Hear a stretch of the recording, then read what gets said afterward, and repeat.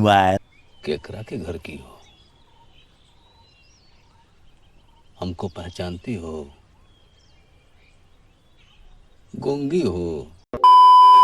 योरोची, जो कि strongest सोर्समैन consider किया जा सकता है इस पूरे डीमन स्लेयर हिस्ट्री का। एंड जहाँ तक हमें उसके पावर के बारे में पता है, हम ये बात अच्छे से जानते हैं कि योरोची ने डीमन स्लेयर के स्ट्रॉन्गेस्ट विलन को वन हिट में डिफीट कर दिया था। एंड इससे हम योरोची के फुल पावर का अंदाजा लगा सकते हैं कि योरोची एक्चुअली में कितना ज्यादा पावरफुल था। मैंने पास्ट में एक वीडियो बनाई थी जहाँ पर मैंने एक सिनेरियो एनालाइज किया था और ये थ्योरी बनाई थी कि क्या होता अगर योरोची आज की डेट में जिंदा होता है। एंड क्या योरोची अकेले अपर मून 6 के सारे डीमन से फाइट कर लेता, कौन जीतता वो बैटल। एंड आप लोगों को वो वीडियो काफी ज्यादा पसंद आई एंड दैट्स व्हाई मैं एक और वीडियो लेके आया हूँ जहाँ पर मैं ये सिनेरियो एनालाइज करूंगा कि क्या होगा अगर योरोची वर्सेस ऑल 9 हाशिरास के बीच में बैटल हो, कौन ये बैटल जीतेगा। मतलब कि गियो, रेंगोकू, टेंगन, शिनोबु, म्यूचिरो, मित्सुरी, क्योमी, ओबनाए वर्सेस योरोची हो तो क्या आउटकम निकल के आएगा।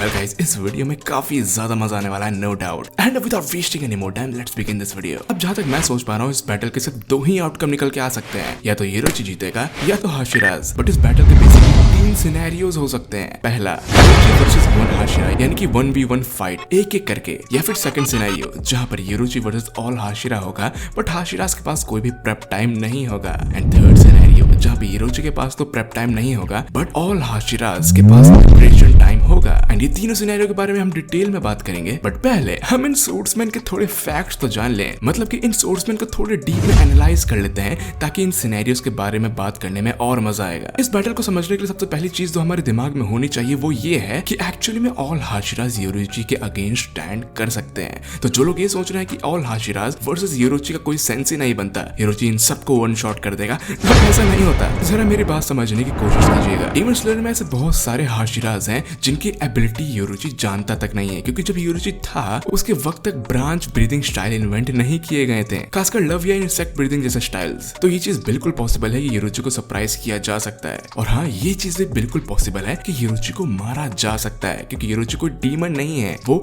एक ह्यूमन है जिसको चोट लगेगी और वो रिजनरेट नहीं कर पाएगा। और हम ये भी नहीं भूल सकते कि सारे हाशिरास मिलकर, जिनमें टेंगन एंड रेंगोकू इंक्लूडेड नहीं थे, उस बैटल में भी सारे hashiras with Tanjiro, Inosuke and Zenitsu मिलकर के मुजान को डिफीट कर पाए थे। एंड ये एक बहुत ही बड़ा फीट है। बट ये हाशिरास कितने ज्यादा केपेबल है अगेंस्ट योरोची। अब मैं आपको बता दूं कि योरोची को आप अंडर एस्टिमेट बिल्कुल मत कीजिएगा। पहली बात तो ये कि योरोची के अंदर बिल्कुल भी फटीग नहीं है। मेरा मतलब यह है कि योरोची बिल्कुल भी थक नहीं सकता। And that's the only reason Yoriichi sun breathing spam कर सकता है। मतलब सारे breathing style again and again and again and again and again, जब तक सारे हाशिरास खाक ना हो जाए। और हम ये भी नहीं भूल सकते कि सन ब्रीदिंग सारे के सारे ब्रीदिंग स्टाइल से सुपीरियर है। और हाँ, ये भी मत कहिएगा कि गियो एक्चुअली में सन ब्रीदिंग को सप्रेस कर सकता है, क्योंकि गियो वाटर ब्रीदिंग यूज करता है। तो ये चीज शायद पॉसिबल हो सकती है अगर योरोची फ्लेम ब्रीदिंग यूज कर रहा होता है, बट योरोची फ्लेम ब्रीदिंग नहीं, सन ब्रीदिंग यूज करता है, जो कि बिल्कुल भी वाटर से एक्सटिंग्विश नहीं की जा सकती। बट हमें ये भी बात दिमाग में रखनी होगी कि सन ब्रीदिंग एक्चुअली में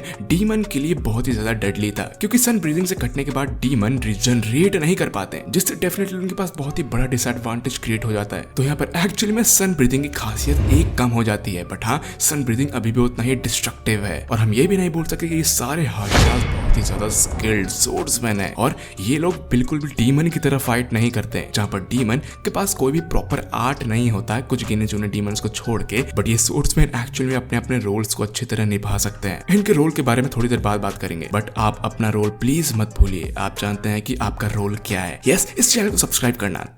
और हाँ, इस पूरे बैटल की सबसे इंपॉर्टेंट बात जो मैं बताना भूल गया वो ये है कि योरोची को सारे ब्रीदिंग स्टाइल के बारे में बिल्कुल नहीं पता। ऐसे बहुत सारे ब्रीदिंग स्टाइल हैं जिनके बारे में योरोची बिल्कुल भी नहीं जानता, और ये ब्रीदिंग स्टाइल योरोची को एक्चुअली में सरप्राइज कर सकती है। बट गाइस, अब आते हैं प्रॉपर बैटल की तरफ। लेकिन कोई भी सिनेरियो हो, हम ये नहीं बोल सकते कि 1v1 में कोई भी डीमन स्लेयर योरोची को डिफीट नहीं कर सकता। तो मैं इस वाले सिनेरियो को बिल्कुल भी खींचना नहीं चाहता, मैं एक स्ट्रेट एंड फॉरवर्ड आंसर देता हूँ। 1v1 वाले सिनेरियो में योरोची सबको इजीली हरा देगा, एक एक करके भी। मतलब कि अगर एक डीमन स्लेयर पहले आया, फिर दूसरा डीमन स्लेयर तुरंत उसके बाद आया, फिर भी योरोची पूरे 9 के 9 हाशिरास को अकेले अकेले हरा देगा। बट डेफिनेटली यहाँ पे कुछ डीमन स्लेयर्स योरोची को सरप्राइज कर सकते हैं और यहीं पर उनका रोल आता है। मतलब कि अगर ये सारे डीमन स्लेयर एक साथ मिलकर फाइट करेंगे योरोची से तो इनके रोल काफी ज्यादा इंपॉर्टेंट रोल प्ले करेंगे। जहाँ पे सबसे पहले आएगी शिनोबु और उसके पॉइजन्स बहुत बड़ा रोल प्ले करेंगे योरोची को हराने में। अब कैसे हम ये बात नहीं भूल सकते कि शिनोबु इतने ज्यादा स्ट्रॉन्ग पॉइजन्स क्रिएट करती है कि अपर मून 2 जिसने खुले आम ये कहा था कि ये छोटे मोटे पॉइजन उसको इफेक्ट तक नहीं करेंगे, लेकिन शिनोबु के पास इतना ज्यादा डेडली पॉइजन था कि उसकी अपर मून 2 का पूरा चेहरा गल गया था। तो हम ये बात इमेजिन भी नहीं कर सकते अगर इसका एक ड्रॉप भी योरोची के ऊपर गिरा तो योरोची पूरा का पूरा पैरालाइज हो सकता है। इसके बाद आएगा गियू जो कि डिफेंसिव रोल काफी अच्छा प्ले कर लेगा अपने डेड काम के साथ। और यहाँ पर टेंगेन इंटेल गेन कर सकता है और अपने smoke bomb and kunais and surprise attack के साथ दूसरे डीमन स्लेयर के लिए ओपनिंग क्रिएट कर सकता है एंड हमेशा योरोची को कंफ्यूज रख सकता है। यहाँ पे म्यूचुरो भी कंफ्यूज करने का काम आराम से कर लेगा अपने मिस्ट ब्रीथिंग के साथ साथ और एक सरप्राइज अटैक काफी इफेक्टिव रहेगा म्यूचुरो के लिए। यहाँ पे ओपन आई काफी ज्यादा क्रिटिकल डैमेज दे सकता है एंड बहुत ही ज्यादा इंजर्ड कर सकता है योरोची को। बट एक ही डीमन स्लेयर ऐसा है जो मेरे दिमाग में आ रहा है जो योरोची से 1-on-1 बैटल कर लेगा और जिंदा रह पाएगा लंबे टाइम के लिए और वो है नो डाउट कियोमी यानी कि अपना रॉक हाशिरा। ये एक इकलौता ऐसा हाशिरा होगा जो योरोची से 1-on-1 बैटल करेगा लंबे टाइम के लिए। बाकी सारे डीमन स्लेयर या तो डिफेंसिव रोल के लिए आएंगे या तो सरप्राइज अटैक के लिए आएंगे, नहीं तो ओपनिंग क्रिएट करने के लिए आएंगे। बट रॉक हाशिरा एक ऐसा हाशिरा होगा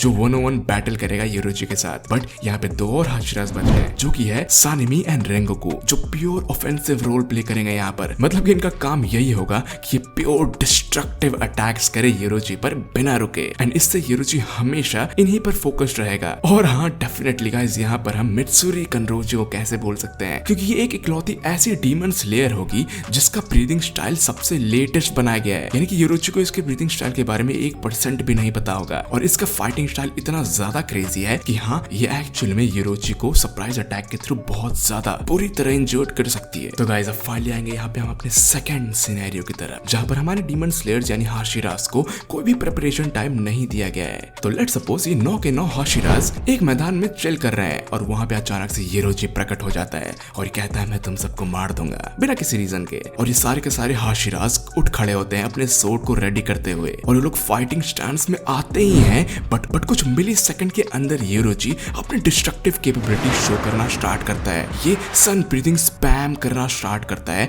जहाँ ये कुछ सेकंड के अंदर ही कम से कम 3-4 हाशिरास को लपेटे में ले लेगा। मतलब कि या तो 3-4 हाशिरास को ये ऑन द स्पॉट इंजर्ड कर देगा या तो मार देगा। कुछ बच्चे कुछ हाशिरास सरवाइव कर जाएंगे जो कि फर्दर फाइट को कंटिन्यू रखेंगे और योरोची के साथ फाइट कैरी ऑन करेंगे। But let's suppose rock Hashira and Sanemi इस फाइट को लंबे टाइम तक झेल भी लेते हैं लेकिन वो इतने ज्यादा थक जाएंगे कि वो अपने घुटनों पे आ जाएंगे। बट योरोची वहीं पर स्टिल एंड कामली खड़ा होगा अपने सोर्ड के साथ। तो यस यहाँ पर सेकंड सिनेरियो में योरोची इजीली हाशिरास के ग्रुप को हरा देता है। बट यहाँ पे आता है थर्ड सिनेरियो जहाँ पे एक्चुअली में आप बिलीव नहीं करेंगे बट एक्चुअली में डीमन स्लेयर्स योरोची को हरा सकते हैं। तो देखते हैं ये सिनेरियो। अब थर्ड सिनेरियो में होगा ये कि इनके पास पहले ही इंफॉर्मेशन आ जाएगी कि योरोची नाम का एक बंदा आ रहा है और क्योंकि इनके पास प्रिपरेशन टाइम था तो उनको डेफिनेटली पता होगा कि योरोची की कैपेबिलिटीज क्या है। तो ये लोग उसी हिसाब से फाइट करेंगे योरोची के अगेंस्ट। ये लोग एक सरप्राइज एम्बुश क्रिएट करेंगे योरोची के अगेंस्ट जहाँ पर सबके पास अपना अपना रोल होगा। कोई डिफेंस करेगा, कोई सरप्राइज अटैक करेगा, कोई कंफ्यूज करेगा, कोई अटैक करेगा और कोई हेड ऑन फाइट करेगा। जहाँ पर डेफिनेटली मैंने आपको इनके रोल पहले ही बता दिए थे। तो लेट्स सपोज योरोची अभी उस मैदान की तरफ बढ़ ही रहा है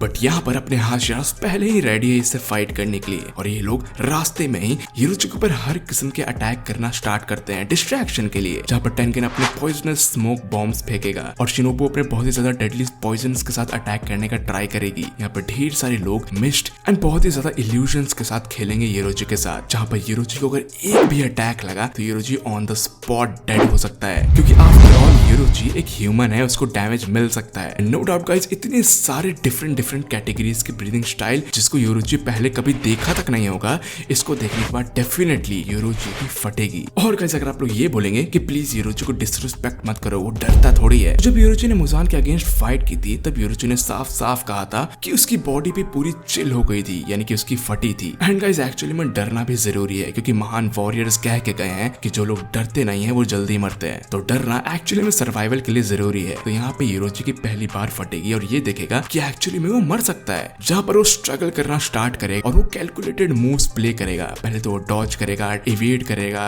एंड काउंटर अटैक्स करेगा और हाँ वो इन बीच में ऑफेंसिव अटैक भी करेगा, जहाँ पर हो सकता है कुछ demon slayer on the spot बहुत ज्यादा घायल हो जाएं। बट यहाँ पर इस सिनेरियो में मैं कहूंगा कि 60-40% चांस है कि 60% यूरोची जीतेगा एंड 40% कोई ना कोई ऐसा अटैक, कोई ना कोई ऐसा पॉइजन या कोई ना कोई ऐसा स्लैश जरूर आएगा जिससे यूरोची बहुत ज्यादा इंजर्ड हो जाएगा। लेकिन गाइस मैं इतना 100% कह सकता हूँ कि यूरोची जीत भी अगर जाए तो उसका एक आर्म या एक लेग तो गायब हो ही जाएगा। हमारे हाशिराज इतने भी ज्यादा इनकेपेबल नहीं है। आप लोग यहाँ पे हमारे हाशिराज को अंडर एस्टिमेट नहीं कीजिएगा। वेल गाइस आई होप कि आपको इस वीडियो में मजा आया होगा एंड आपने इस वीडियो को एक्चुअली में एंजॉय किया होगा। तो यहाँ पे मैं अपने स्क्रिप्ट की किताब बंद करते हुए आपसे ये उम्मीद रखता हूँ कि आप इस वीडियो को एक लाइक जरूर दें, इस चैनल को सब्सक्राइब करें ताकि आपको ऐसे ही वीडियोस और मिलते रहे। तब तक के लिए मैं आपको मिलूंगा किसी नेक्स्ट वीडियो में एंड गुड लक।